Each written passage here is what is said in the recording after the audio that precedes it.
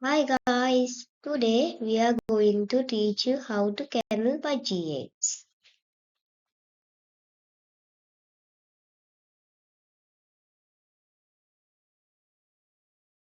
How to candle the budgie eggs. First, get your phone and turn on the torch.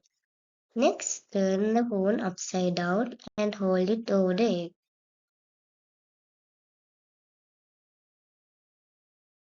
How to choose infertile and fertile eggs.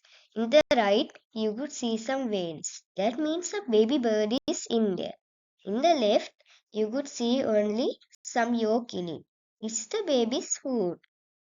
So that means there's no baby bird in there.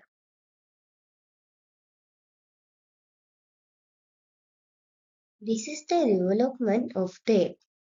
On the top left corner, you could see the first day of the egg.